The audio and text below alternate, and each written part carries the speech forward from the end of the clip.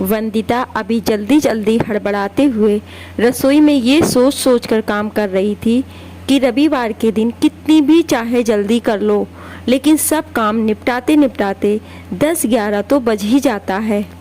लेकिन आज तो कुछ ज़्यादा ही देर हो गई है मुझको, और अगर उस पर समर बाहर चला जाए तब तो उसका और भी अकेले के लिए काम बढ़ ही जाता है, वरना तो वो भी रविवार को काफ़ी सहायता करवा ही देता है। अभी वो नाश्ता तैयार ही कर रही थी कि तभी डोरबेल भी बड़ी जोर से घनघना उठी। हे भगवान, आखिर छुट्टी के दिन ये सुबह सुबह कौन आ गया। सुबह ही कहेगी वो इस समय को, क्योंकि रविवार को तो 10-11 बजे भी काम निपटाते निपटाते सुबह ही प्रतीत होती है, वरना और दिनों में तो इस समय तक उसका खाना भी बन गया होता है। बच्चे और समर पति अपना अपना टिफ़िन लेकर भी निकल जाते हैं। अम्मा भी नाश्ता पानी खा पी कर आराम कर रही होती हैं, और वो भी अपना चाय नाश्ता करके घर के और काम संभाल रही होती हैं। लेकिन आज समर ऑफिस के काम से बाहर गया हुआ था, तो घर की सारी जिम्मेदारी उस अकेले की ही थी। वंदिता ने जैसे ही दरवाज़ा खोला, सामने प्रशस्ति ननद रानी अपने दोनों बच्चों के साथ मुस्कुराते हुए खड़ी थी। अरे वाह जीजी, आपको आज फुर्सत मिल ही गई अपनी भाभी से मिलने की। वंदिता तो बहुत ही ज़्यादा खुश होकर ननद के गले से लिपट गई।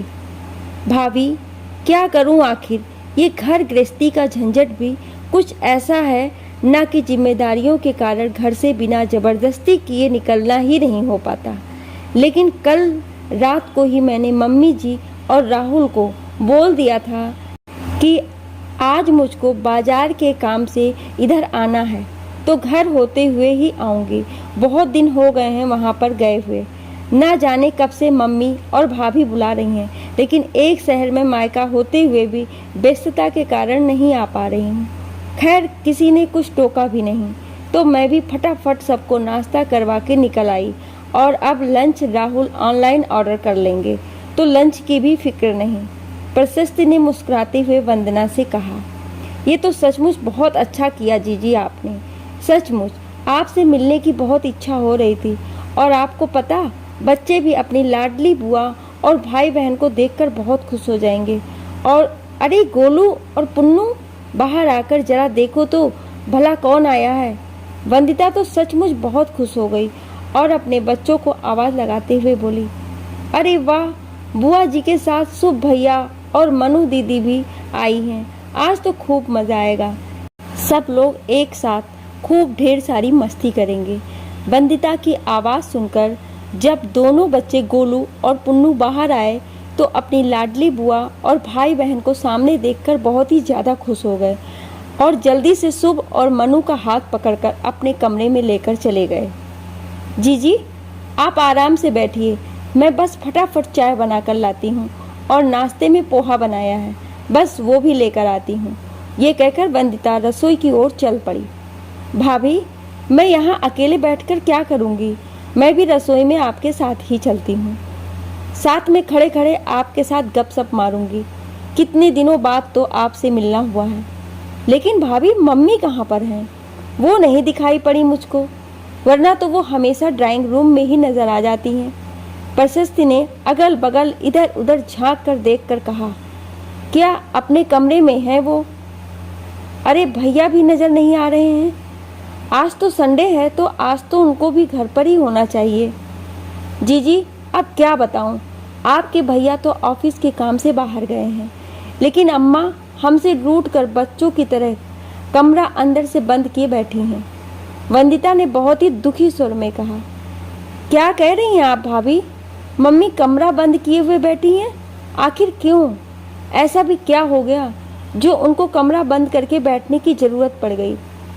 प्रशस्ति तो वंदिता की बात सुनकर बड़ी ज़ोरों से चौंक ही पड़ी, क्योंकि वो ये बात तो बहुत ही अच्छी तरह से जानती थी कि उसकी भाभी लाखों में एक है, और उसकी मम्मी का बहुत ही अच्छे तरह से ख्याल रखना जानती है, उनकी हर इच्छा का पूरा पूरा सम्मान करती है।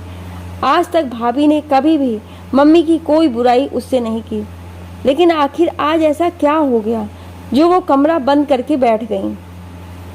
अब जीजी मैं क्या बताऊं, आपको तो पता ही है एक रविवार के दिन घर गृहस्थी में एक्स्ट्रा कितने ज़्यादा काम हो जाते हैं जो साफ सफाई का काम डेली में व्यस्तता के कारण नहीं कर पाते हैं, वो सब रविवार को ही करने पड़ जाते हैं। और आज तो समर भी बाहर गए हुए हैं तो दोनों बाथरूम की सफाई का भी काम मेरे ही ऊपर आ गया। अब स्वाभाविक बात है कि जब इतना सारा काम अकेले करेंगे तो नाश्ता बनाने में भी देर हो ही जाएगी, क्योंकि अम्मा तो बिना नहाए धोए हमको रसोई में भी घुसने नहीं देती। मेरा यकीन मानिए आप कि मैंने सचमुच बहुत जल्दी ही की तैयार होने में कि अम्मा भूखी परेशान हो रही होंगी, लेकिन ना चाहते हुए भी देर हो ही गई। बस नाश्ता की देरी की ही वजह से बच्चों की तरह कमरे में रूठ कर बैठी हुई है कि आज वो नाश्ता ही नहीं करेंगी। मुझको मालूम है जीजी कि उनके शुगर की समस्या है तो भूख बर्दाश्त भी नहीं होती, लेकिन मैंने कहा भी कि आप कुछ सूखा नाश्ता खा लीजिए, तब भी यही बोली कि मुझको तो नाश्ते में पराठा ही भाता है। अब जीजी आप ही बताइए कि मैं क्या करूं या मैं कहाँ गलत हूं। मैंने ये कहकर माफ़ी भी मांगने की कोशिश की कि अगर अगली बार से मुझको लगेगा कि इस तरह से मुझको देरी हो जाएगी तो मैं नहा कर पहले आपका नाश्ता तैयार कर दूंगी और फिर साफ़ सफाई करके दोबारा से नहा लूँगी, लेकिन फिर भी दरवाज़ा अंदर से बंद किए हुए हैं। ये सब कहते कहते वंदिता की आंखों में तो आंसू झिलमिल करने लगे। भाभी, ये मम्मी भी ना बुढ़ापे में बिल्कुल सठिया ही गई हैं लग रहा है, अपना समय भूल गई हैं। जब रविवार के दिन हम लोगों को नाश्ते देने के लिए कितना देर लगाती थी। रुकिए, मैं अभी आवाज़ लगाती हूँ मम्मी को। प्रशस्ति शीला के कमरे के दरवाजे पर पहुँच गई। मम्मी, ओ मम्मी, दरवाज़ा खोलिए, प्रशस्ति ने आवाज़ लगाते हुए कहा। पहले तो शीला को लगा कि दरवाजे पर वंदिता ही है, तो अनसुने का बहाना बनाकर चुपचाप बैठी रही, लेकिन जब प्रशस्ति की आवाज़ लगी तो झट से आकर दरवाज़ा खोल दिया। अरे बेटा प्रशस्ति, तू कब आई? शीला ने अपने गुस्से को उतारकर झट से बड़े प्यार से पूछा।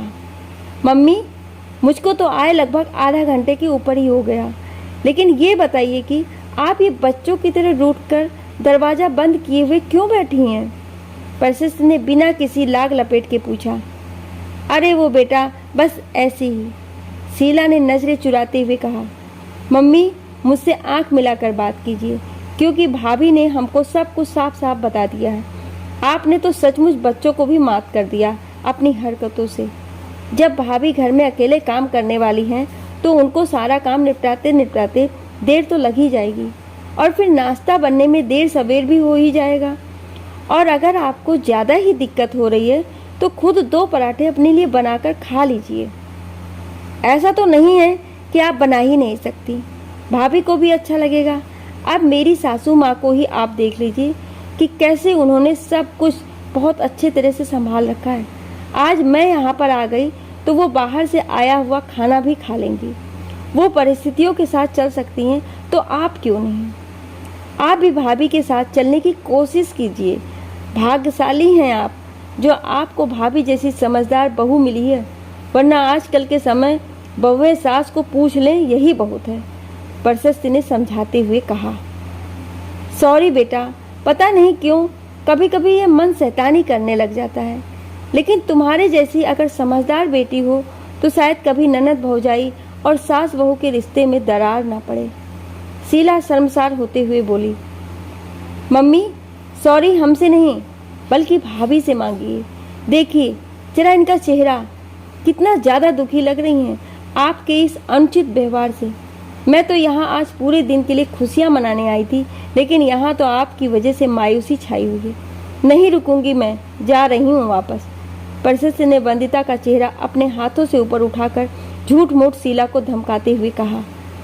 सॉरी वंदिता बेटा, मुझको माफ़ कर दो, लेकिन अब मैं तुझको बिल्कुल भी परेशान नहीं करूँगी।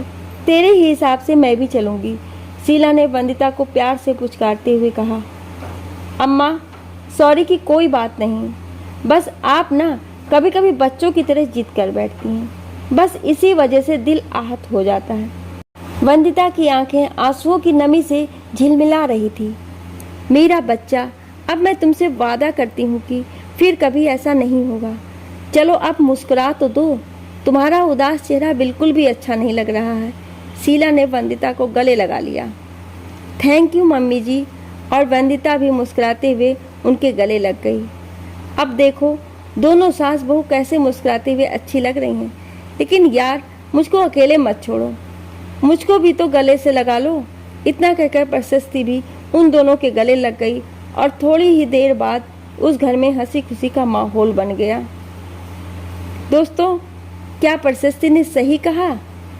लाइक और कमेंट द्वारा हमें ज़रूर बताएं और ऐसी ही कहानियाँ सुनने के लिए हमें सब्सक्राइब करें। Thank you.